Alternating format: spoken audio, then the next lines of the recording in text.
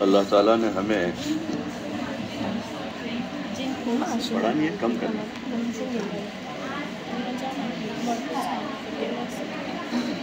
اللہ تعالیٰ نے ہمیں بہت ساری نعمتوں سے نوازا ہے. زندگی کی نعمت دی، صحت، تندرستی اور قوت عطا کی ہے. ایمان جیسی عظیم الشان نعمت عطا فرمائی ہے. یہ اس کی بڑی نعمتیں ہیں. اللہ تعالیٰ کا ارشاد ہے ان تعدوا نعمت اللہ لا تحصوها، کہ اگر تم اللہ کی نعمت کو شمار کرنا چاہو تو شمار نہیں کر سکتے. صحیح معنوں میں اگر ہم غور کریں تو ہم اللہ کی نعمتیں اور اس کے احسانات کے تلے دبے ہوئے ہیں. بے شمار نعمتیں، بے شمار نعمتیں. حضور علیہ السلام نے جتنی دعائیں پڑھی ہیں مختلف اوقات میں، ان دعاؤں پر ہم غور کریں تو اس میں ان نعمتوں کا شکر ادا کیا ہے.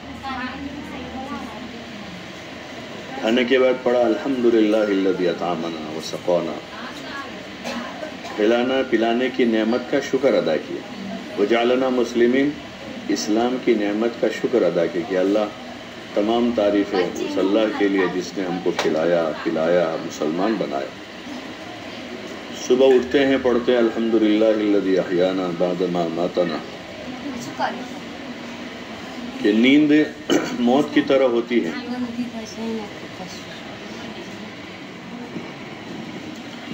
نیند موت کی طرح ہوتی ہے. اللہ ہی صبح ہم کو اٹھاتا ہے، لیکن ہم کو اس کا احساس نہیں ہوتا کہ ہم سو کر جاگ گئے. یہ کتنی بڑی نعمت. سو کر اٹھ گئے. رات کو جو نیند ملتی ہے وہ ایک نعمت کہ نیند آ گئی. ہاں، نیند اڑ جاتی ہے کسی کی تو راتوں کی راتیں ان کی گزر جاتی ہیں، نیند نہیں آتی. اس وقت پڑھتے ہیں بسمک اللہم اموت و احیا، اللہم بسمک اموت و احیا. اس وقت اللہ کو یاد کیا ایک نعمت کے ساتھ. ایسے دیگر اوقات میں جتنی بھی دعائیں ہیں ان دعاؤں پر غور کریں گے تو وہ ایک طرح سے شکر ہیں، اللہ کی تعریف اور اس کا شکر ادا کر رہے ہیں. اگر ہم اسی کو سوچتے رہیں تو کبھی شکایت پیدا نہیں ہوتی. ایک دن پورا کھانا نہیں ملے گا پھر بھی شکایت نہیں کریں. رات پر نیند نہیں آئے گی تو صبح شکایت نہیں کریں گے، اس لیے کہ اس سے پہلے بہت ساری نیند لے چکے ہیں. یا اور کسی چیز میں اگر کمی نظر آئے گی زندگی کے اسباب میں یا جسم کے ساتھ لگی ہوئی جو نعمتیں ہیں اس میں، تو کبھی ناشکری نہیں کریں گے. انبیاء علیہ السلام چونکہ ان کے پاس ایمان کمال درجے کا ہوتا تھا تو ان کی ہر موقع پر وہ شکر گزار ہوتے تھے، ہر موقع پر. اور اگر کوئی حال ایسا گزرتا کہ جو مصیبت تکلیف کی شکل میں ہے تو پھر وہ صبر کرنے والے ہوتے تھے، صبر کرتے تھے. یہ ایمان والوں کی صفت ہے، شکر کرنے والے، مصیبتوں پر صبر کرنے والے. ہاں، مصیبتوں پر وہ صبر کرتے اور اللہ کی طرف متوجہ ہوتے ہیں. جب ان کو کوئی تکلیف پہنچتی ہے ایمان والوں کو تو ان کا تذکرہ کیا اللہ تعالیٰ نے. اذا اصابتهم مصیبت قالوا انا للہ و انا الیہ راجعون، کہ وہ انا للہ پڑھتے. جہاں کوئی ان کو حالت، کوئی مصیبت، کوئی تکلیف پیش آئی فوراً انا للہ و انا الیہ راجعون، تو بوجھ ہلکا ہو جاتا ہے. اور یہ ایمان کی صفت ہے، صبر بھی، شکر بھی. نعمتوں پر شکر. بارش کی طرح برس رہی ہے، بارش کی طرح نعمتیں ہمارے اوپر برس رہی ہیں۔ زندگی کی نعمت ہے، جوانی کی نعمت ہے، مال دولت کی نعمت ہے، اولاد ایک نعمت ہے، رات میں نیند مل رہی ہے وہ نعمت ہے، 2 وقت کھانا مل رہا ہے نعمت ہے، میٹھا پانی پی رہے ہیں نعمت ہے، دن بھر دھوپ کے بعد رات کو چھاؤں ہو جاتی ہے وہ ایک نعمت ہے، اور رات پر اندھیرا رہنے کے بعد صبح صادق ہوتی ہے وہ ایک نعمت ہے جس سے ہم روزانہ فائدہ اٹھاتے ہیں۔ بڑی بڑی نعمتیں ہیں۔ جب ایمان ہمارا بنے گا تو ان نعمتوں کا دھیان ہوگا، ہر وقت ہم احسان تلے دبے ہوئے اللہ ہے، کسی کا چارانے کا احسان ہوتا ہے تو یاد آتا ہے، اور کسی نے موقع پر کوئی کام ہمارا کر دیا ہے زندگی پر یاد رکھتے ہیں۔ اللہ پاک نے کتنی نعمتیں ہم کو عطا فرمائی ہیں، ان نعمتوں پر شکر گزار بننا ہے، اس کا مطالبہ ہے اللہ کی طرف سے، اپنے بندوں سے بندیوں سے کہ شکر گزار بن کے رہیں، یہ حکم ہے اللہ کا، ناشکری نہ کریں۔ آل داؤد کو خاص طور سے حکم دیا، اعملوا آل داؤد شکرا، کہ شکر گزار بن کے رہو۔ اور پھر اللہ نے عام لوگوں کی کمزوری بیان کی، جن کے پاس ایمان کی قوت نہیں ہے، قلیل من عبادی الشکور، کہ میرے بندوں میں شکر گزار تھوڑے ہی ہیں، میرے بندوں میں شکر گزار تھوڑے ہی ہیں، تو ہمیں ان میں آنے کی کوشش کرنی چاہیے۔ ایک دیہاتی بیت اللہ کا طواف کر رہا تھا اور دعا مانگ رہا تھا، اللہم اجعلنی من قلیل، اللہم اجعلنی من قلیل۔ ابن عمر نے سنا کہ یہ کوئی دعا کرنا ہے، الگ سے جو جملے ہیں، کیا مانگ رہا ہے؟ تو اس سے پوچھا کہ کیا مانگتا ہے؟ کہ اللہ مجھے تھوڑے لوگوں میں سے بنا دے، یا اللہ مجھے تھوڑے لوگوں میں سے بنا دے۔ تو اس دیہاتی نے کہا، قلیل من عبادی الشکور، کہ شکر گزار تھوڑے ہوتے ہیں، تو میں اللہ سے کہہ رہا ہوں کہ مجھے شکر گزار بندوں میں بنا دے۔ یہ مانگنے کی چیز ہے، تمنائیں ہوتی ہیں، امیدیں ہوتی ہیں، مرادیں ہوتی ہیں۔ ایک تو عام دنیا دار لوگوں کی مرادیں تمنائیں ہیں، کھانا مل جاوے، مکان بڑا بن جاوے اور چاہتیں پوری ہو جاوے، ٹھیک ہے، ضرورتوں کی تمنا کرنا برا نہیں، بلکہ اللہ سے مانگنا چاہیے اپنی ضرورتوں کو، حاجتوں کو، روزی کو، صحت کو، تندرستی کو، عافیت، خیر، بھلائی، ہدایت، جو مانگنے کی چیزیں حضور صلی اللہ علیہ وسلم بتائے، اس میں روزی بھی مانگی آپ، صحت قوت بھی مانگی، سلامتی بھی مانگی، امن بھی مانگا، لیکن وہ بقدر ضرورت ان چیزوں کا سوال کیا، اور باقی جو زیادہ مانگا آپ صلی اللہ علیہ وسلم نے تو وہ ہدایت مانگی، علم مانگا، تقوی مانگا، اور زہد مانگا، فکر آخرت کو مانگا، اللہ کی رضا مانگی، اللہ سے جنت کا سوال کیا، اور کہا جنت مانگو تو فردوس کا سوال کرو اللہ سے، سب سے اعلیٰ درجے کی جو جنت ہے۔ جب ایمان میں کمال پیدا ہوتا ہے تو صحیح سمجھ آتی ہے، جب صحیح سمجھ آئے گی تو صحیح چیز مانگیں گے، صحیح چیز کے طالب بنیں گے۔ بچوں کو سمجھ کم ہوتی ہے، بچوں کو سمجھ کم ہوتی ہے تو وہ ایسی الٹی سیدھی چیزیں مانگتے رہتے ہیں، بلکہ زیادہ تر ایسی چیزیں مانگتے ہیں جس سے ان کو نقصان پہنچے۔ بچوں کو اختیار دیں کہ لے لو تم، تو وہ ایسی چیزیں لے کر آئیں گے کہ جس سے ان کا نقصان ہوتا ہے زیادہ تر، کیونکہ سمجھ تھوڑی ہے، اس لیے ماں باپ پابندی لگاتے کہ دیکھو پیسے دیتے لیکن یہ چیز مت لانا، یہ چیز مت لینا، وہ چیز لینا، ان کو سمجھ دینی پڑتی ہے۔ ایسے انبیاء علیہم السلام کامل سمجھ والے تھے، اور خصوصاً امام الانبیاء والمرسلین حضرت نبی کریم صلی اللہ علیہ وسلم، آپ صلی اللہ علیہ وسلم نے مانگا اللہ سے، اور تعلیم دی امت کو کہ کیا مانگنا ہے، ہدایت مانگنی ہے، مغفرت مانگنی ہے، صحیح سمجھ مانگنی ہے، اللہ سے نفع والا علم مانگنا ہے،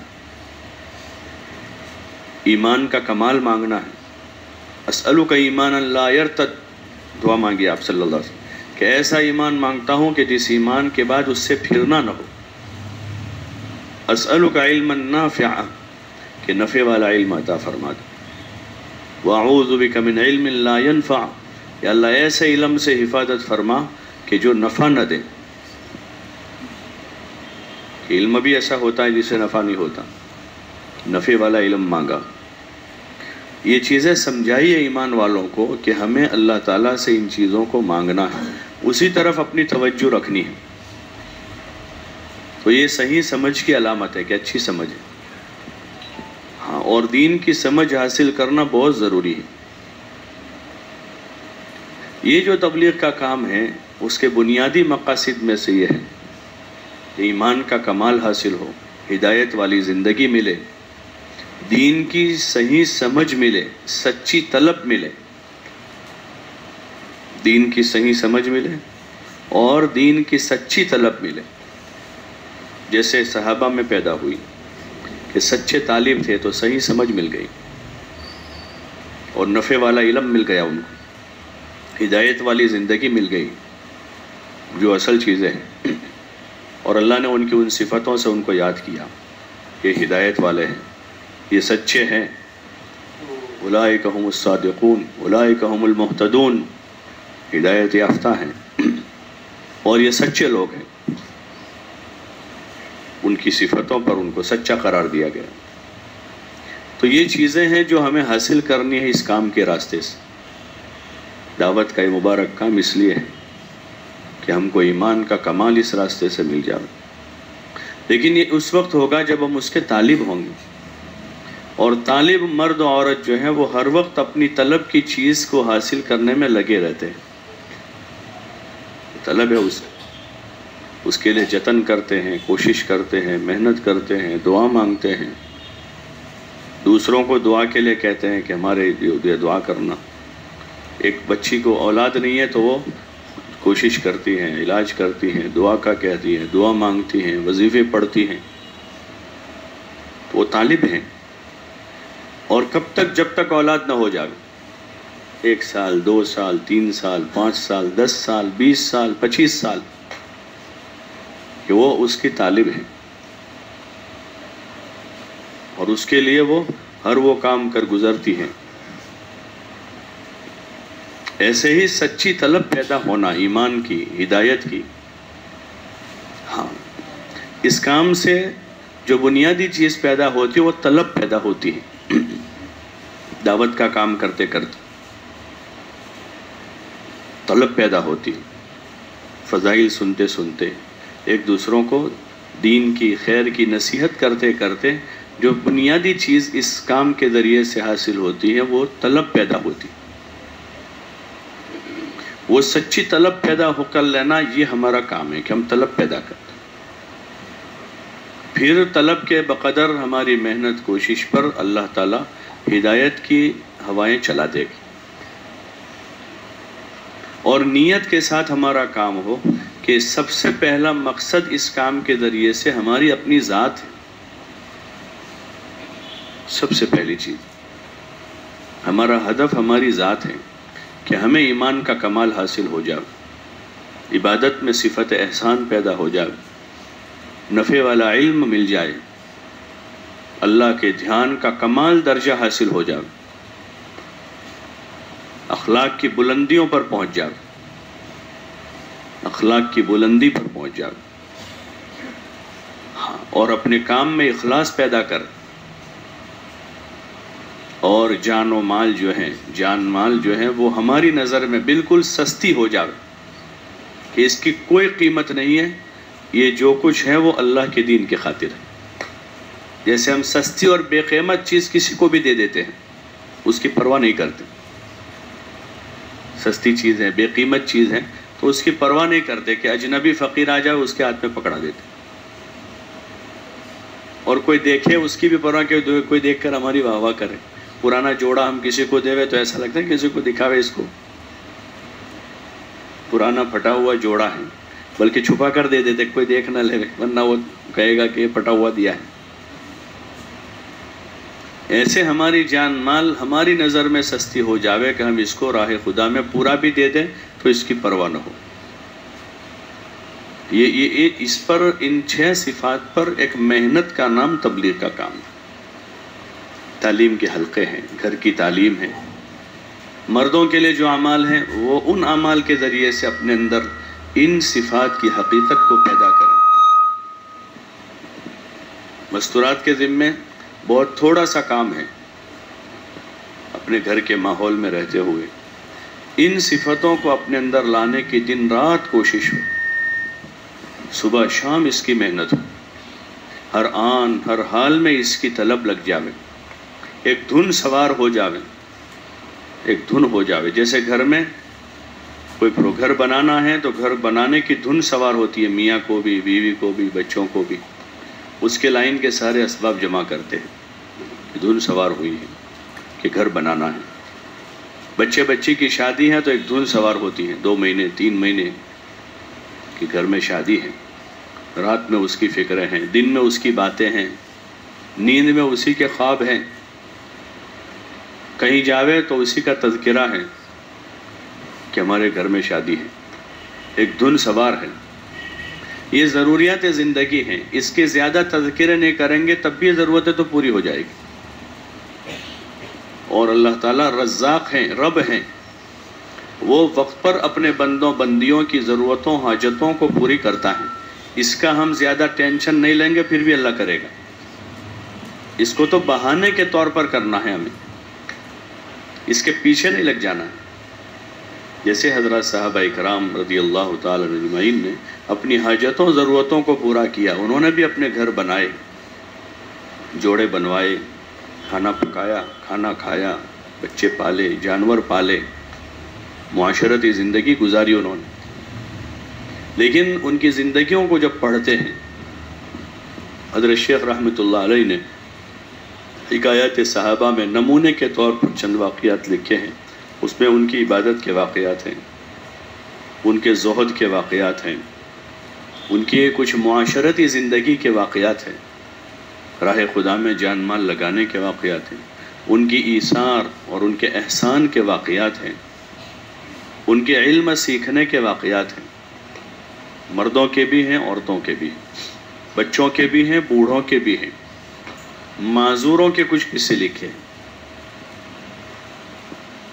یہ نمونے کے طور پر، ورنہ تاریخ کی کتابوں میں کتابیں بھری ہوئی ہے ان واقعات سے، کہ انہوں نے اپنی ضروریات میں کم سے کم وقت لگایا، اپنی حاجتوں ضرورتوں کو سمیٹا، اور زیادہ وقت انہوں نے اپنے ایمان و عمل پر لگایا، ایمان بنانے پر، عمل کی قوت حاصل کرنے پر، اور اپنے اندر خوبیاں پیدا کرنے پر، جو ایمانی اوصاف ہے، ایمان کی خوبیاں ہیں، صبر ہیں، شکر ہیں، تقوی ہیں، توکل ہیں، زہد ہیں، حسن اخلاق ہیں، حسن معاشرت ہیں، یہ خوبیاں ہیں، یہ کمالات ہیں۔ ان کمالات کو حاصل کرنے پر صحابہ نے، صحابیات نے، ازواج مطہرات نے، بنات طیبات نے اپنے آپ کو لگایا۔ اسی لیے کتاب کو بار بار پڑھنے کو کہتے ہیں کہ بار بار پڑھیں اس کو، گھر میں بھی روزانہ اس کی تعلیم کریں، ہفتہ واری محلے کی تعلیم میں اس کو پڑھیں، پڑھی جا رہی ہے تو اس کو دھیان سے سنیں، انفرادی اوقات میں اس کا مطالعہ کریں، یعنی تنہائی میں بیٹھ کر اس کو پڑھیں۔ حکایات صحابہ بھی، فضائل نماز بھی، فضائل ذکر بھی، فضائل قرآن بھی، فضائل تبلیغ بھی، اور فضائل صدقات۔ پھر صدقات میں مختلف ابواب ہیں، اس میں فضائل حج بھی ہیں، دنیا سے بے رغبتی، آخرت کی رغبت، زہد و قناعت کا باب ہے، انبیاء کے، صحابہ کے، اولیاء کے، اللہ کی نیک بندیوں کے واقعات ہیں۔ انسان کی طبیعت ہے کہ واقعات سے اثر لیتا ہے۔ اللہ تعالیٰ نے کلام پاک میں بھی نبیوں کے سچے قصے بیان کیے، اور کہا کہ ان قصوں میں اولو الابصار کے لیے نصیحتیں ہیں، سمجھ والے ہیں، بصیرت والے لوگ ہیں، ان کے لیے اس میں سمجھ ہے، وہ اس سے عبرت پکڑیں گے اور ان کو نمونہ بنائیں گے۔ تو بنیادی مقصد ہماری اپنی ذات بنانا ہے ان خوبیوں کے اعتبار سے. کھانے پینے میں کمی رہ گئی اس سے کوئی حرج نہیں ہے. ہاں پہننے اوڑھنے میں کمی رہ گئی کوئی مسئلہ نہیں. آج بھی دنیا میں ایسے لاکھوں لوگ ہیں جن کے پاس پہننے کا پورا لباس نہیں ہے, پورا کھانا نہیں ہے, وہ زندگی گزار رہے ہیں. یہ حوائج اور ضرورتیں ہیں.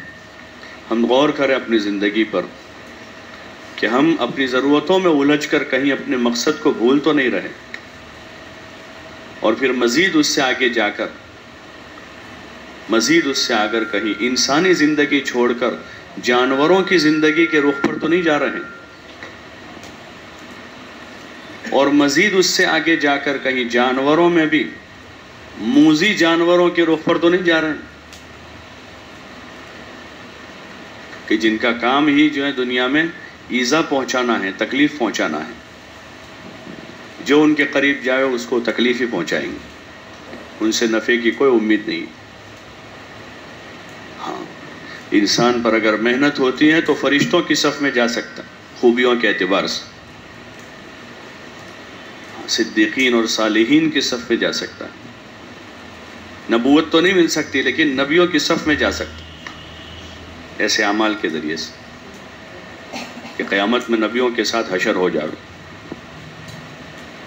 لیکن اگر محنت نہ ہو تو وہی انسان پھر اس کے اندر ایسا فساد آتا ہے کہ اللہ تعالیٰ نے کلام پاک میں ارشاد فرمایا اولئک کالانعام بل ہم اضل, یہ جانوروں جیسے ہیں بلکہ جانوروں سے بھی زیادہ بدتر ہیں.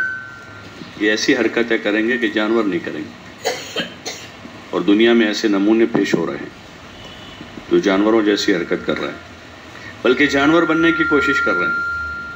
اور جانور میں بھی جو نیچے درجے کا جانور ہے کتا بننے کی کوشش کر رہے ہیں. آرٹیفیشل کتے ابھی تیار ہو رہے ہیں, یعنی انسان جو ہے وہ کتے کا بھیس پہن کر منہ پر ایسا وہ لگا کر ماسک اور 2 ہاتھ آگے کر کے گھٹنوں کے بل چلتے ہیں, اور وہ کہہ رہے ہیں کہ ہمارے رائٹس دو, ہمارا حق دو, کہ ہم اسی طرح رہیں گے. بس میں ہمارے لیے جیسے مہیلاؤں کے لیے سیٹ ہوتی ہے, انسانی کتوں کے لیے سیٹ الگ کرو, ایسا کہتے ہیں. ہوتا ہے بسوں میں مہیلائیں, ٹرین میں بھی ڈبہ ہوتا ہے عورتوں کا ایسا, تو کہ ہم ایک الگ برادری بنا رہے, وہ کتے بن رہے ہیں. اولئک کالانعام بل ہم اضل, جانوروں سے بھی گئے گزرے.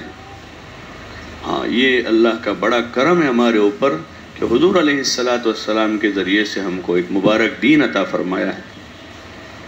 اس نعمت اسلام پر ہم جتنا شکر کریں اللہ کا اتنا تھوڑا.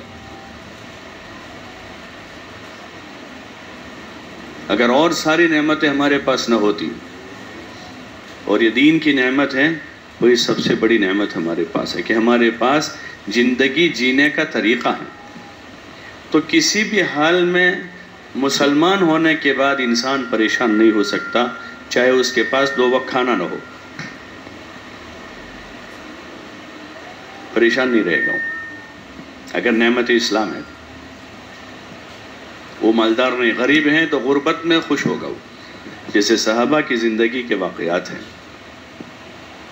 اور 1-2 دن نہیں, مہینے 2 مہینے نہیں, ان کے سال گزرے اس میں کہ ان کے پاس پورا کھانا نہیں تھا, ان کے پاس پورا کپڑا نہیں تھا, ان کے پاس رہنے کے گھر نہیں تھے, اور مسلسل دشمنوں کی طرف سے حالات تھے ان کے اوپر. لیکن ان حالات میں وہ صبر کرنے والے بن کر انہوں نے اپنے سچے مسلمان ہونے کا ثبوت دیا کہ ہم سچے ایمان والے ہیں. اللہ نے ان کی صفتیں جو تھی اس کو اجاگر کیا قرآن میں. یہ مومن مرد مومن عورتیں, یہ مسلمان مرد مسلمان عورتیں,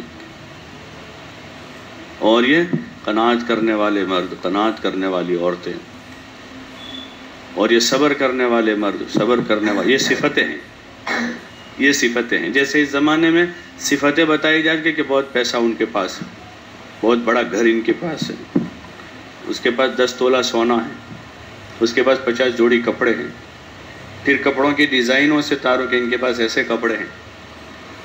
یہ صفتیں بیان ہوتی ہیں ان کے پاس تو یہ ہیں. ان کے پاس 4 ویلر ہے.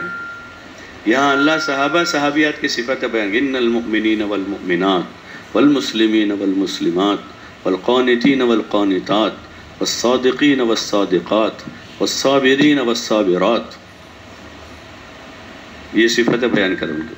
والمتصدقین والمتصدقات والصائمین والصائمات والحافظین فروجہم والحافظات والذاکرین اللہ کثیرا والذاکرات، یہ ان کی صفت ہے. روزہ رکھنے والے مرد، روزہ رکھنے والی عورتیں، ذکر کرنے والے مرد، ذکر کرنے والی عورتیں، صدقہ کرنے والے مرد، صدقہ کرنے والی عورتیں، اور گناہوں سے بچنے والے. والحافظین فروجہم والحافظات، کہ گناہوں سے بچنے والے، زنا سے بچنے والے مرد اور زنا سے بچنے والی عورتیں ہیں. یہ ان کی صفتیں ہیں. ان کا ایمان، ان کا اسلام، ان کا ذکر، ان کی سچائی، ان کی امانت داری، ان کی محافظت گناہوں سے، اور ان کا روزہ، یہ صفتیں ہیں. اس کام سے یہ چاہا جا رہا ہے کہ ہم ایسی صفتوں والے بنیں، ایمان والے، اسلام والے، نماز والے، روزے والے، ذکر والے، تقوی والے، اللہ کے راستے میں خرچ کرنے والے مرد، اللہ کے راستے میں خرچ کرنے والی عورت. یہ خوبیاں پیدا کرنے کے لیے یہ کام ہے. اس لیے ان تعلیم کے حلقوں سے، گھر کی تعلیم سے، جو پہلا اور بنیادی مقصد ہے کہ ہم اپنے آپ پر محنت کر کے اپنے آپ کو سنواریں اور بنائیں.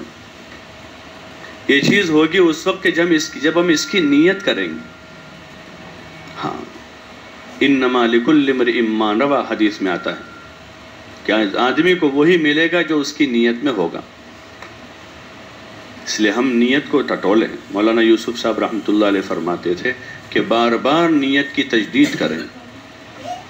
مولانا الیاس صاحب رحمۃ اللہ علیہ بہت توجہ دلاتے تھے اس پر ہر کام میں کہ نیت کیا ہے. گھر میں ہم کتاب لے کر بچوں کے ساتھ بیٹھ رہے ہیں، ہماری کیا نیت ہے؟ محلے کی ہفتہ واری آج تعلیم ہے، کتاب لے کر جا رہے چلتے، کیا نیت ہے؟ جذبات کیا ہیں، عزائم کیا ہیں، ارادے کیا ہیں؟ اس لیے کہ اللہ دل دیکھتا ہے کہ دلوں کے اندر کیا ہے. ہاں، وہ دلوں کے بھید جانتا ہے. اگر نیت میں ہماری اپنی ہدایت ہے اور نیت میں ہماری اپنی اصلاح ہے تو ہدایت ملے گی، اصلاح ہوگی. حضرت جی رحمۃ اللہ علیہ فرماتے تھے اس آیت کے ضمن میں کہ اللہ کا معاملہ تو نیت پر ہے، اور والذین جاہدوا فینا لنہدینہم سبلنا، کہ جو جد و جہد کرے گا اللہ اس کے لیے راہیں کھولے گا. تو حضرت فرماتے تھے کہ جد و جہد کرنے والوں کے لیے راہیں کھولی جاتی ہیں، لیکن جد و جہد کرنے والوں کی نیت دوسروں کی ہے، اور دوسرے جد و جہد نہیں کر رہے ہیں. نیت یہ ان کی کر رہے ہیں، وہ جہد نہیں کر رہے ہیں، اور جہد یہ کر رہے ہیں، نیت نہیں کر رہے ہیں اپنی، تو نہ ان کو ملے گی نہ ان کو ملے گی. تو ہمیں نیت کی تجدید کرنا چاہیے. ہر عمل کے وقت نیت بنانا، اور بڑی وسیع نیت بنانا. ہاں، اللہ کے وہاں سے لینا ہے.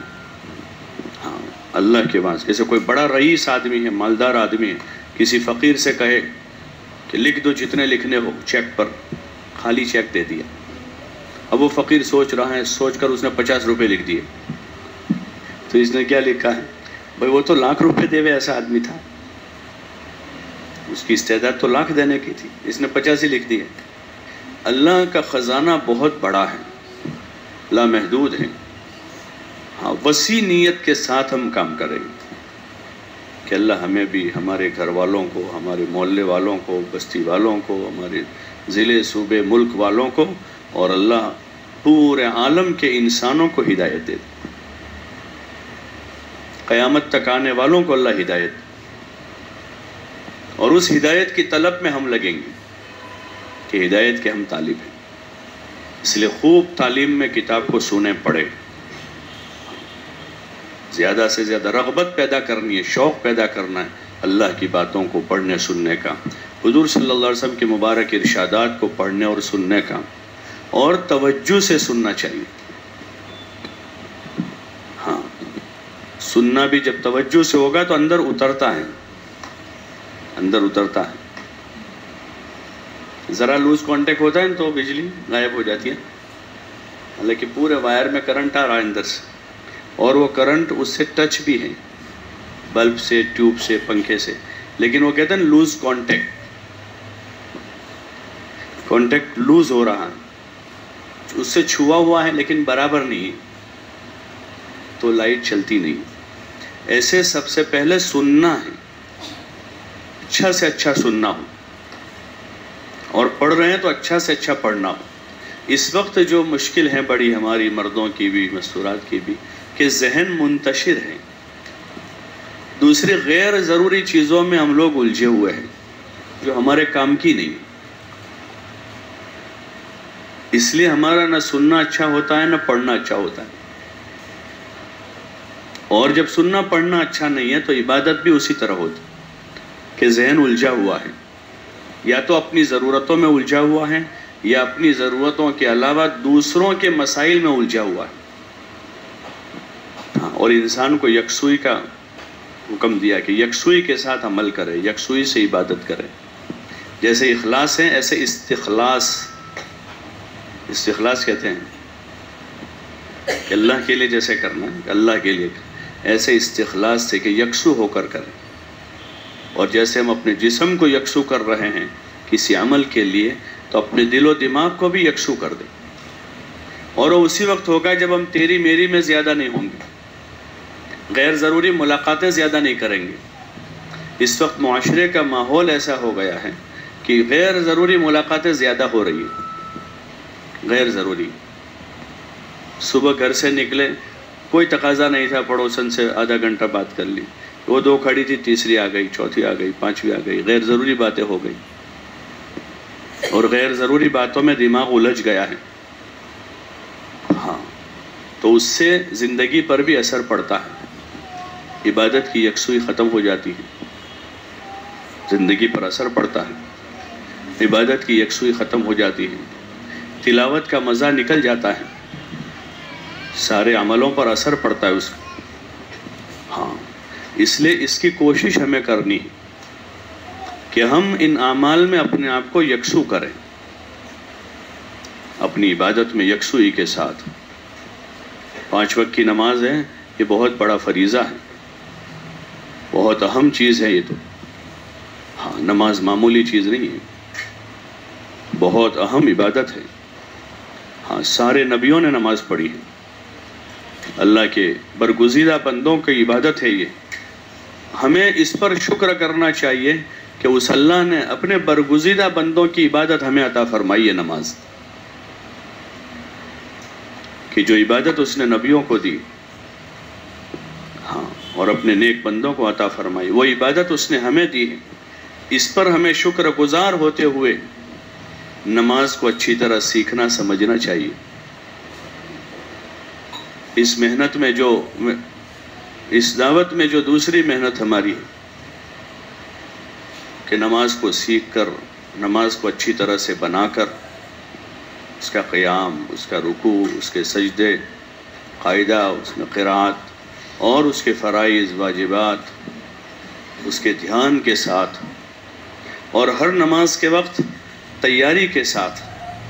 ایک تو یہ ہے کہ اپنے کاموں کو ہم نے ایسے پھیلا دیا ہے کہ مشغول ہیں، تو ان کاموں میں سے بیچ میں 5 منٹ نماز کے لیے نکالتے ہیں، 10 منٹ نماز کے لیے نکالے۔ اور ایک تو یہ ہے کہ اصل تو زندگی کا مقصد عبادت ہے، کہ 5 وقت کی نماز، اللہ کا ذکر، قرآن کی تلاوت اور دیگر ساری عبادتوں کو کرتے ہوئے ان عبادتوں میں سے اپنا وقت کام کے لیے نکالنا، جیسے رمضان کے مہینے میں عورتیں کرتی ہیں۔ رمضان میں جو ہے معمولات عبادت کے ہوتے ہیں زیادہ، اور پھر اس میں کام کا وقت نکالتی ہیں۔ اکثر عورتیں رمضان میں اپنا نظام بدل لیتی ہیں اور معمولات کے اوقات متعین کر لیتے ہیں کہ قرآن پڑھنے بیٹھنا ہے، اور اس وقت میں دعا مانگنی ہے، تہجد پڑھنی ہے، اشراق پڑھنی ہے، اوابین پڑھنی ہے، ظہر پڑھنی ہے، عصر پڑھنی ہے، مغرب پڑھنی ہے، اور پھر اس میں سے کام کا وقت نکالتی کہ اس میں سے اب کھانا پکانا ہے۔ تو رمضان بھر دیکھتے ہیں عموماً عورتیں زیادہ آنا جانا نہیں کرتی کہیں، رمضان سے پہلے مل لیتے ہیں، رمضان آ رہا ہے، رمضان کی اہمیت میں بہت بڑی بات ہوگی۔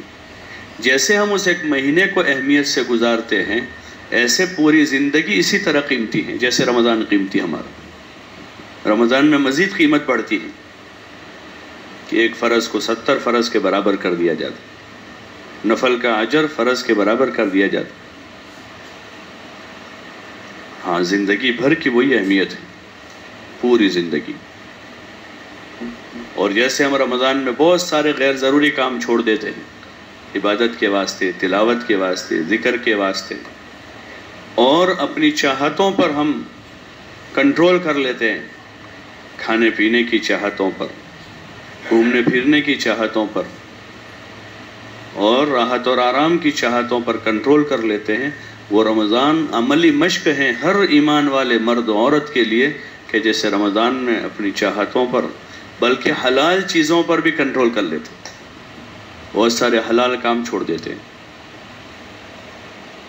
ایسے اس محنت سے چاہا جا رہا ہے کہ ہم کام کرنے والے مردوں کی بھی عورتوں کی بھی زندگی ایسی بنے کہ اپنی چاہتوں سے ہم پرہیز کر لیں۔ اللہ کی منشا کیا ہے، حضرت نبی کریم صلی اللہ علیہ وسلم کا طریقہ کیا ہے، نماز میں، ذکر میں آپ کا طریقہ کیا ہے، عبادت میں آپ کا طریقہ کیا ہے، خدمت آپ نے کیسے کی ہے، اور آپ اپنے گھر والوں کے ساتھ، اپنے رشتہ داروں کے ساتھ، اپنے محلے والوں کے ساتھ آپ نے کیسے برتاؤ کیا ہے، دوستوں کے ساتھ کیسے رہے، دشمنوں کے ساتھ کیسے رہے۔ کتاب میں بہت ساری چیزیں اندر ہی ہیں، مختلف واقعات کے ضمن میں اندر بڑی عبرت کے واقعات ہیں، حکایت صحابہ میں بھی، فضائل نماز میں بھی بہت سارے واقعات ہیں، فضائل ذکر میں بھی واقعات ہیں، فضائل صدقات میں بھی بہت سارے قصے واقعات ہیں۔ تو وہ قصے قصوں کے طور پر نہیں ہیں، وہ عبرت کے واسطے ہیں۔ کلام پاک میں اللہ تعالیٰ نے جہاں قصص بیان کیے وہاں یہی کہا کہ یہ عبرت کے واسطے ہے، کہ اس میں عبرت ہے۔ ہاں، اس کو ہمیں دھیان سے پڑھنا ہے، نیت بنا کر لینا ہے کہ ہماری زندگی میں آ جائے، ہمارے گھر کے ماحول میں یہ زندگی وجود میں آ جائے، اور جتنے رسم و رواج ہیں، جتنے رسومات ہیں، رواج ہیں، غیر ضروری چیزیں ہیں، وہ ہماری زندگیوں سے نکل جائے۔ ہاں، اس کی نیت کرنی ہوگی، تو پھر دھیرے دھیرے دھیرے دھیرے ہماری عبادت میں جان پڑے گی، نماز میں مزہ آئے گا، ہاں، تلاوت میں مزہ آئے گا، صبح شام دعا مانگنے کا مزہ آئے گا، خدمت کرنے کا مزہ آئے گا۔ پھر ہاں، جب خدمت کا اجر ہوگا سامنے کہ خدمت پر کیا ملتا ہے، خدمت پر اجر ہے، تو پھر اس کا مزہ آئے گا۔ ہاں، پھر احتساب کے ساتھ خدمت کریں گے، عورتیں اپنے شوہروں کی خدمت کرے گی، اپنی اولاد کی خدمت کرے گی، احتساب کے ساتھ، خوش دلی سے۔ ابھی بھی خدمت تو کر ہی رہے، اپنے اور شوہروں کی، اپنے بچوں کی، گھر کے لوگوں کی خدمت ہو رہی ہے۔ اللہ کی نیک بندیاں بہت سارے بڑی رغبت سے، شوق سے جماعتوں کو کھانا پکا کر کھلا رہی ہیں۔ کوئی اجتماعی موقع ہوتا ہے تو بڑا مسئلہ ہو جاتا ہے، کسی کو اگر نہیں ملتی روٹی بنانا تو شکایت آتی ہے۔ اللہ کا فضل ہے کہ جذبات اچھے ہیں، لیکن مزید اس میں احتساب پیدا کرنا ہے کہ اس خدمت پر ہمیں کیا ملے گا، بہت بڑی چیز ہے۔ تو پھر سال بھر خدمت کے موقع تلاش کریں گے، ہاں، کسی بھی اللہ کے بندے بندی کی خدمت کا موقع مل جائے۔ الخلق عیال اللہ، کہ مخلوق اللہ کی عیال ہے۔ پھر اس مخلوق میں اگر ماں باپ کی خدمت کا موقع ملے تو، جن کی بزرگی اللہ نے بیان کی ہے، وَبِالْوَالِدَيْنِ احسان، اور کہ والدین کے ساتھ احسان کرو، کہ ماں باپ کی خدمت کا موقع مل رہا،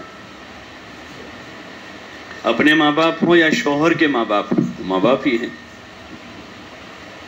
اپنے ہوں یا شوہر کے ہوں، ماں باپ ہیں وہ۔ جیسے میاں بیوی ایک دوسروں کو سمجھتے ہیں، ایک دوسروں کے تقاضے پورے کرتے، ایک دوسروں کے لیے قربانیاں دیتے، ایک دوسروں کے لیے قربانی دیتے ہیں، بڑی بڑی قربانیاں، اور زیادہ عورتیں دیتی ہیں اپنے خاوین کے خاطر۔ ان کو کیونکہ ایک دوسروں کو اپنا سمجھتے ہیں، ایسے ایک دوسروں کو، والدین کو اگر اپنا سمجھتے ہیں تو پھر کسی گھر میں مسئلہ نہیں ہوگا، اور وہ خدمت کا اجر ہے۔ اس سے معاشرے میں جو ہے محبت مودت کی فضا قائم ہوگی خدمت سے۔ حضور علیہ السلام کے معاشرے میں خدمت تھی، لوگوں کی خدمت کی جاتی تھی، بیماروں کی عیادت ہوتی تھی، مصیبت زدہ لوگوں کی تعزیت ہوتی تھی، بھوکوں کو کھلایا جاتا تھا، پوچھا نہیں جاتا تھا کون ہے بھوکا، اپنایا ہے پرایا ہے، مسلمان ہیں غیر مسلم ہیں، کھلایا جاتا تھا، پیاسوں کو پلایا جاتا تھا۔ جن کو اللہ نے استعداد دی تھی وہ کم استعداد والوں کا خیال کرتے تھے، جن کو اللہ نے طاقت دی تھی ہر طاقتور کوشش کرتا تھا کہ خدمت کرے۔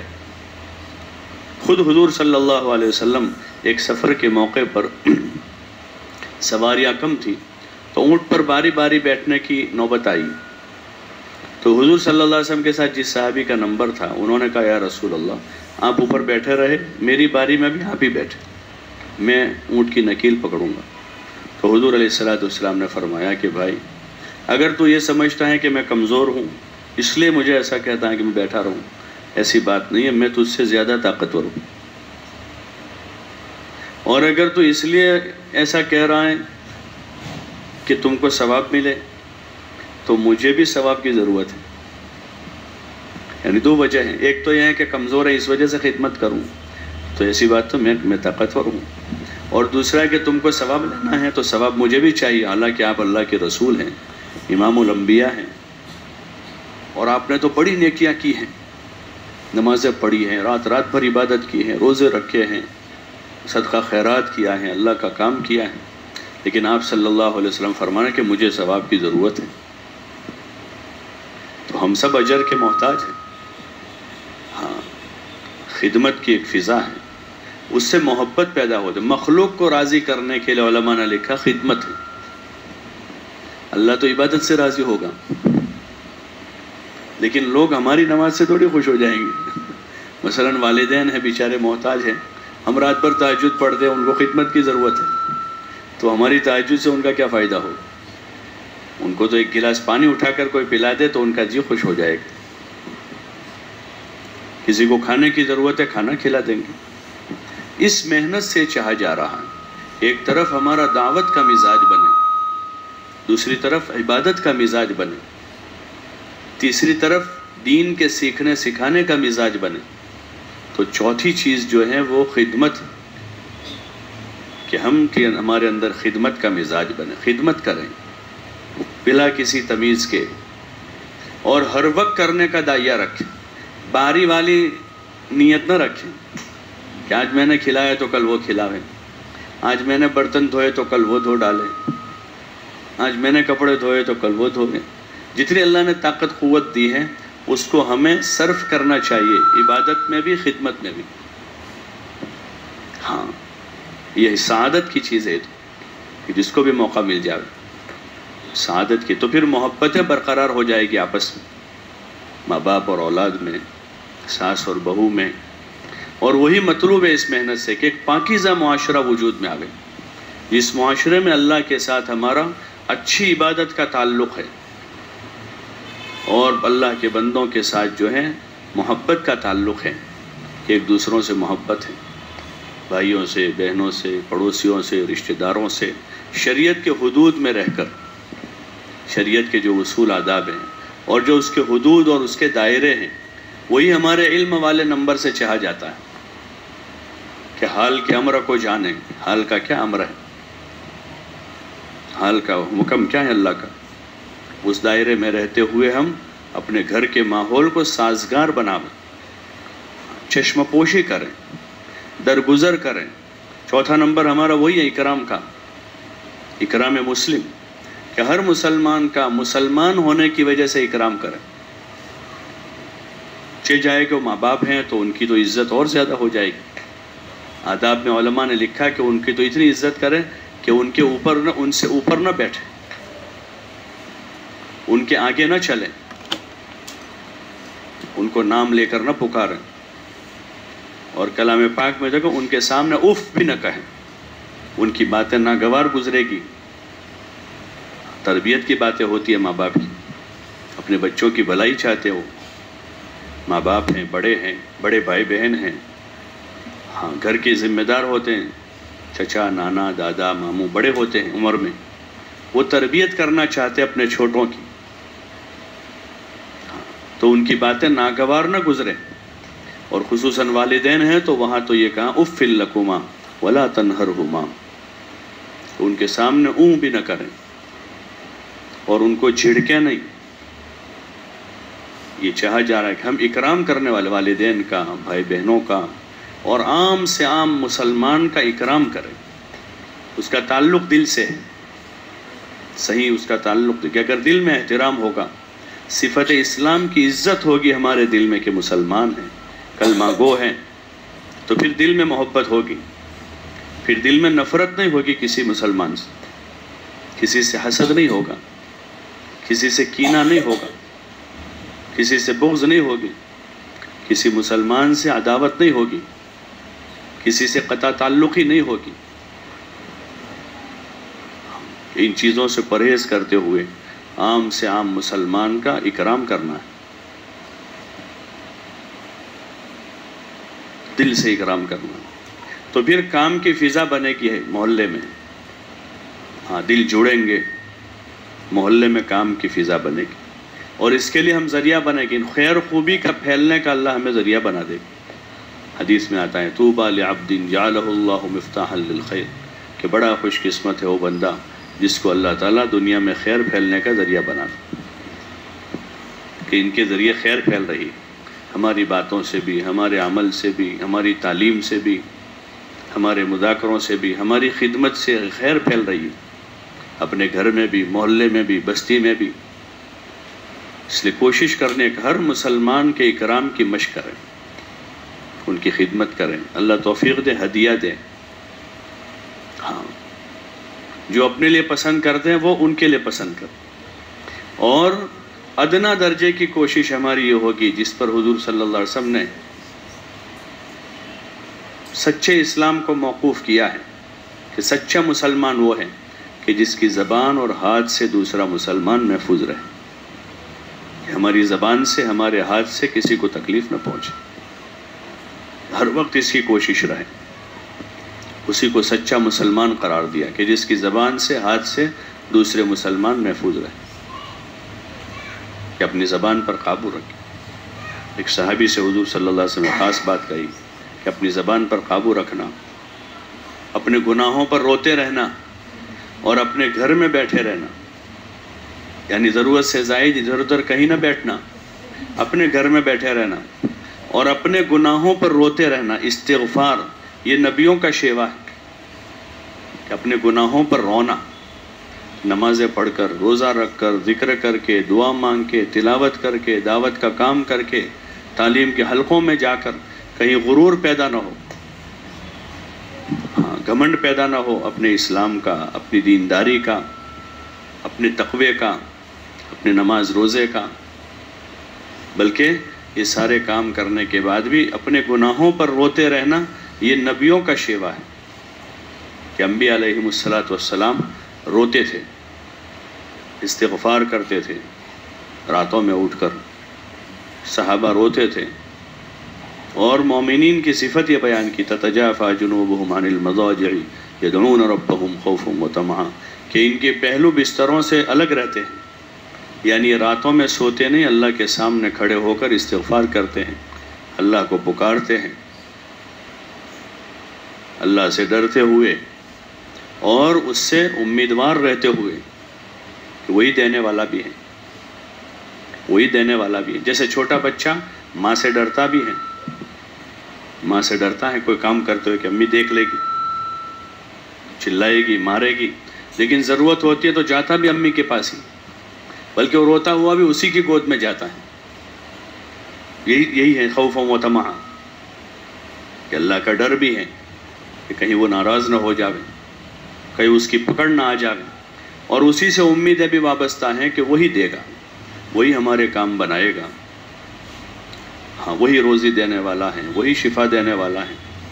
تو یہ اللہ کے نیک بندوں کی صفت ہے کہ اچھے اچھے کام کر کے اللہ ہی کی طرف متوجہ رہیں، اور روتے رہیں اللہ کے سامنے، استغفار کرتے رہیں، تاکہ غرور پیدا نہ ہو، گھمنڈ نہ آوے، دوسروں سے ہم اپنے آپ کو افضل سمجھنا نہ شروع کر دیں کہ ہم بہتر ہیں. اللہ ہی جانتا ہے کون بہتر ہے، وہی جانتا ہے. هو اعلم بمن اتقى، وہی تقوی والوں کو جانتا ہے. ہاں، اس لیے ہم ہمیشہ روتے رہیں گے اپنے گناہوں پر، اپنے آپ کو چھوٹا بنائیں گے کہ ہم چھوٹے ہیں، ہم سے اتنا نہیں ہو پاتا جتنا اللہ چاہتا ہے، ایسا نہیں ہو پاتا جیسا آپ صلی اللہ علیہ وسلم نے اور صحابہ نے کیا ہے، ایسا ہم سے نہیں ہو پاتا جو ہمارے بڑوں کی منشا ہے. اس لیے روئیں گے پھر اللہ کے ساتھ کہ اللہ ہمیں معاف کر دے، ہماری کوتاہیوں سے درگزر کر دے. زندگی غفلت میں گزری ہے، گناہوں میں گزری ہے، جو کام بھی ہوئے ہیں یا اللہ اس میں کمزوریاں رہی ہیں، آئندہ کے لیے اس کو اچھا سے اچھا کرنے کی کوشش کریں گے اور پچھلے پر ندامت و استغفار ہو تو انشاءاللہ دھیرے دھیرے ہمارے اندر سدھار آتا رہے گا، ہماری بے دینی دور ہوگی، نفس و شیطان کے چنگل سے ہم نکلیں گے، اللہ کی رحمت کے سائے میں آئیں گے، حضور صلی اللہ علیہ وسلم کے مبارک طریقوں پر چلنے کا جذبہ بنے گا جو اس محنت کے مقاصد میں سے. اس کے ساتھ اپنے گھر میں تعلیم کر کے اپنے بچوں کو لے کر ان کا یہی ذہن بنانا، ان کی عملی تربیت کی کوشش کریں کہ ان کو بھی ایمان، اعمال، اخلاق، تقوی سکھائیں گے، نماز سکھائیں گے، ان کو بھی سچ بولنا سکھائیں گے، بچوں کو بھی خدمت کرنا سکھائیں گے، بڑوں کی عزت ان کو سکھائیں گے.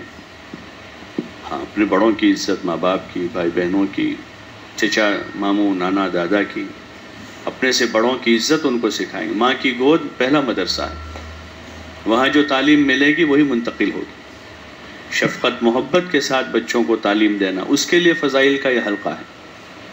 پھر درجہ بدرجہ پھر پورا دین سیکھنے سکھانے کی گھر میں کوشش کریں. اور محلے کی جو ہفتہ واری تعلیم ہے محلے کے عمومی ماحول بنانے کے لیے، اس لیے جن بہنوں کو مشورے سے اس کی ذمہ داری ملی ہے اس پر اللہ کا شکر ادا کریں، اور عملی شکر یہ ہے کہ اس میں پابندی کریں. اپنے چھوٹے چھوٹے آزار کی وجہ سے تعلیم کو نہ چھوڑیں، تعلیم والے دن فارغ رہیں اور کوئی کام نہ نکالیں، تاکہ یکسوئی کے ساتھ، بشاشت کے ساتھ تعلیم کے عمل میں شریک ہو سکیں. صبح ہی سے 2 رکعت نماز پڑھیں، اللہ سے مانگیں، اللہ کی مدد شامل حل کریں، اور وقت پر 2-5 منٹ پہلے پہنچ جائیں. نیا مجمع آوے، عام بہنیں آ رہی ہیں، ان سے پہلے تعلیم والی ساری بہنیں پہنچ جائیں. راستے میں ایک طرف چلتے جاویں، ہاں، ٹولہ بن کر راستے میں نہ چلیں. عورتوں کا اصل قرار ہے کہ وہ گھر میں رہے، گھر سے نکلیں پورے پردے کے ساتھ ہوں، راستے میں ایک طرف ہو، زینت کے ساتھ نہ ہو، خوشبو لگا کر نہ نکلیں، بجتا ہوا زیور پہن کر نہ نکلے، وہ حیا کے ساتھ چلے، وہ حیا کے ساتھ چلے، ایک طرف ہو راستے میں. اس گھر میں تعلیم ہے، 2-5 منٹ پہلے پہنچ گئے، آنے والی بہنوں کو مسکراتے چہرے سے استقبال کریں، ان کو تعلیم میں قریب کریں. ہاں، مسکراتے چہرے ملنا بھی صدقہ ہے. ہاں، دل صاف ہوں گے تو مسکراہٹ ہوگی چہرے پر. یا تو بیماری کی وجہ سے چہرے پر اثر ہوتا ہے، یا پھر دل میں بیماری ہوتی ہے تو چہرے پر اثر ہوتا ہے، کہ دل صاف نہیں تو چہرہ کھلتا ہی نہیں، کہ اندر کچھ کمزوری ہے. اور اگر دل صاف ہے تو پھر ہر ایک سے ملاقات بشاشت سے ہوگی، ہر ایک اچھا لگے گا، ہر بہن سے مسکراتے چہرے ملاقات کریں گے. تو اس لیے دل صاف رکھیں. ہوتا ہے ایک محلے میں رہتے ہیں، ایک گھر میں رہتے ہیں، اسی لیے تو اللہ نے عفو درگزر کی تعلیم دی ہے، برداشت کرنے کا حکم دیا ہے، صبر کرنے کا حکم دے کر صبر کا بڑا اجر رکھا ہے کہ اللہ صبر والوں کے ساتھ ہے. کتنا بڑا اجر ہے اس کا، کہ اللہ کی معیت نصیب ہوتی ہے صابرین کو. اس لیے چھوٹی موٹی چیزیں ہوتی ہیں، ہمارے ساتھ اللہ پاک نے کرم کیا ہے کہ ہم کو دین کی دعوت، دین کا کام دیا ہے، تو اس کام کی ہم لاج رکھیں، چھوٹی چھوٹی باتوں میں الجھ نہ جائیں. ہاں، ذرا سی بات میں منہ نہ بنا لیں، بلکہ مسکراتے چہرے سے ہر ایک کے ساتھ آپس کے تعلقات کو سازگار کرنا. اور یہ اسی وقت ہوگا جب ہم برداشت کریں گے. ہاں، ہر دین کے کام کرنے والوں کو برداشت کرنا پڑا ہے، نبیوں کو برداشت کرنا پڑا، صحابہ کو برداشت کرنا پڑا. ہاں، اور ازواج مطہرات نے کتنا برداشت کیا، حضرت خدیجہ نے کتنا جھیلا ہے، ان کے واقعات پڑھیں. حضرت عائشہ رضی اللہ عنہ نے کتنا برداشت کیا ہے، کتنا برداشت کیا، یہاں تک کہ ان پر تو زنا کا الزام لگا. کتنی بڑی بات ہو گئی. نبی کے گھر میں ہیں اور زنا کی تہمت لگ کے ان پر کئی دن اس میں گزرے، برداشت کیا اللہ کے لیے. تو اس لیے برداشت کرنا ہے، یہ بہت بڑی چیز ہے. ہر ایک سے مسکراتے چہرے میں، اور جن کے ذمے جو ذمہ داری مسجد کی جماعت کے مشورے سے ہے اس کو نبھاویں. وہ کام کرنے کی صلاحیت نہیں ہے تو صلاحیت پیدا کریں. کتاب کو بار بار پڑھتے رہیں انفرادی میں، تاکہ اچھا پڑھنا آ جائے، صحیح پڑھنا آ جائے، سمجھنا آ جائے. وہاں پڑھیں گے تعلیم میں تو حدیث کو 2-3 مرتبہ، فائدے کو 1 مرتبہ پڑھیں، اور ساری بہنیں توجہ سے سنیں. پڑھتے پڑھتے اگر کوئی بہن اٹک جاوے تو اس کو اتنا لقمہ دے دے کہ وہ آگے چل پڑے، تاکہ زبر زیر پیش کی غلطی نہ نکالے.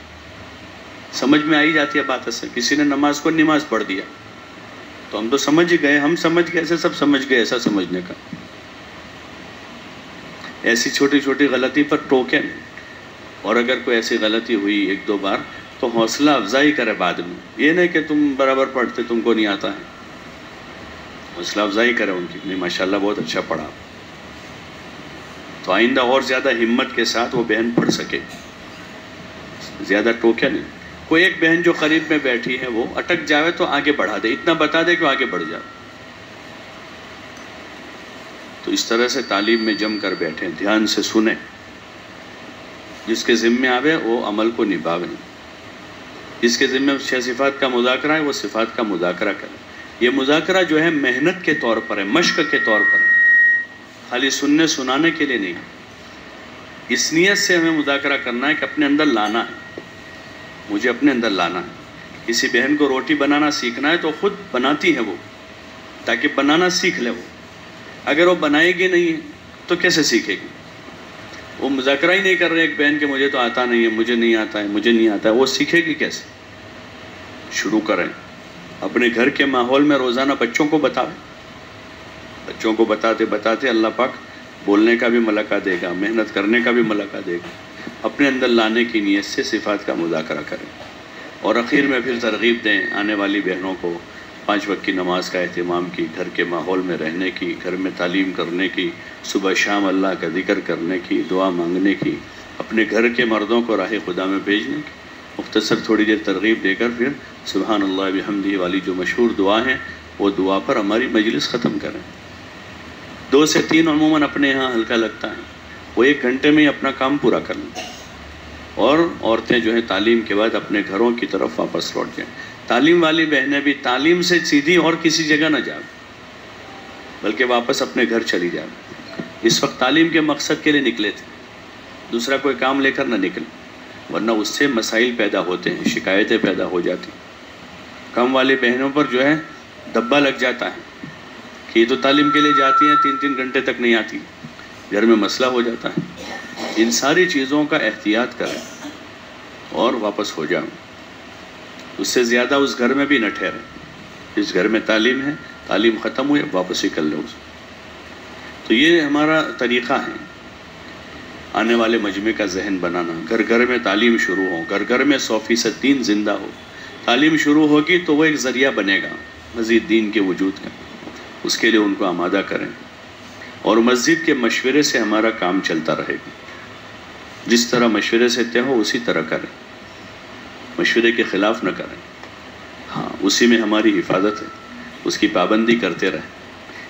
ان عمل میں سے کوئی عمل کرنے کا شوق نہ ہو ہم کو،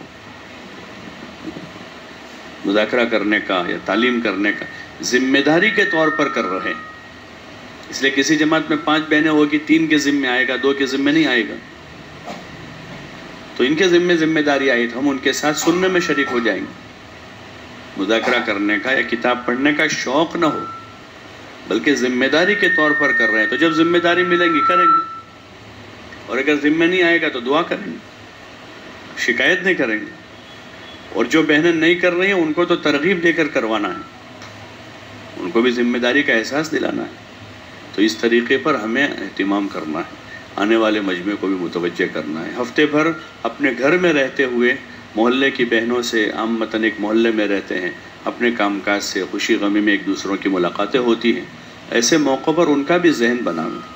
اس حلقے کے علاوہ اپنے گھر میں داعیہ بن کے رہیں.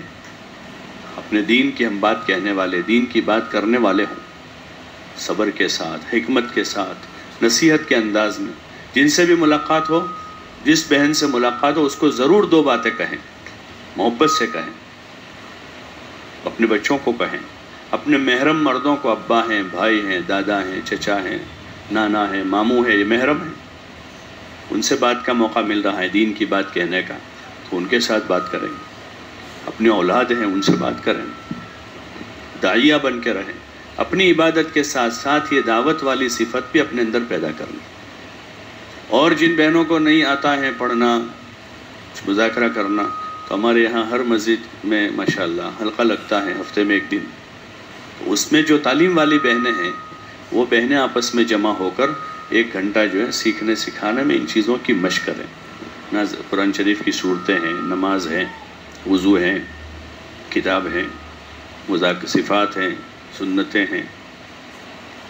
اپنے ماحول میں یہ حلقہ ہوتا ہی ہے تو وہاں پابندی کریں، سیکھیں، سکھاویں.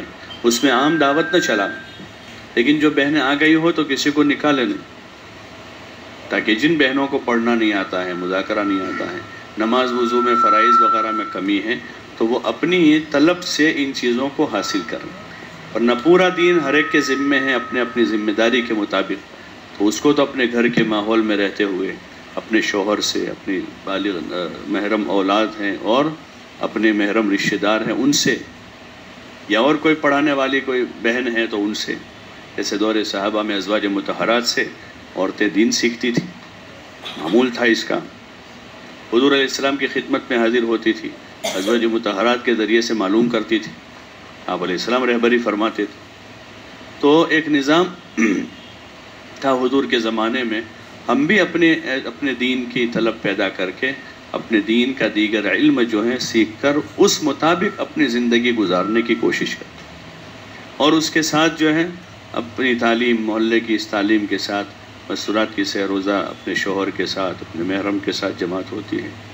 3 بار سہ روزہ لگتا ہے، عشرہ ہوتا ہے. اور راہ خدا میں نکلنے کی جو شکل ہے، اس کے جو اصول، آداب، اس کے قواعد، شرائط ہیں، اس کی پوری پابندی کے ساتھ. ہاں، شریعت کے اصول ہیں، ان اصولوں کو نہیں توڑنا ہے. اصولوں کی پابندی کے ساتھ ہمارا کام ہوگا تو مفید ہوگا، ہاں، اس سے خیر پھیلے گی. اور اگر اصولوں کی پابندی نہ ہوئی تو پھر وہ خیر کا ذریعہ نہیں ہو سکتا. اس کے پورے احتیاط کے ساتھ، اصولوں کی پابندی کے ساتھ اپنے آپ کو کام میں چلانے کی کوشش کریں، تاکہ دنیا میں ہم خیر اور ہدایت کے پھیلنے کا ذریعہ بن جائیں. یہ ہمارے لیے سعادت کی چیز ہے کہ ہم دنیا میں خیر اور ہدایت کے پھیلنے کا ذریعہ بنیں اور دنیا سے شر اور فتنوں کے مٹنے کا ذریعہ بن جائیں. اس کے لیے آپ بہنوں سے گزارش ہے کہ نیتیں کریں، عزائم کریں، ارادے کریں کہ اپنے گھر کے مردوں کو بھی 4 مہینے چلوں میں بھیجیں گے، اور خود بھی جو ہے جو بزرگوں نے نظام بتایا اس نظام کے تحت جو ہے اپنے شوہر کے ساتھ، محرم کے ساتھ اپنا وقت لگانے کا نظام بنائیں گے. تھوڑی دیر حلقے لگا لیں 2-5 منٹ کے لیے مسجد وائز، اور اپنے نام پیش کر دیں، پھر دعا کر لیں گے.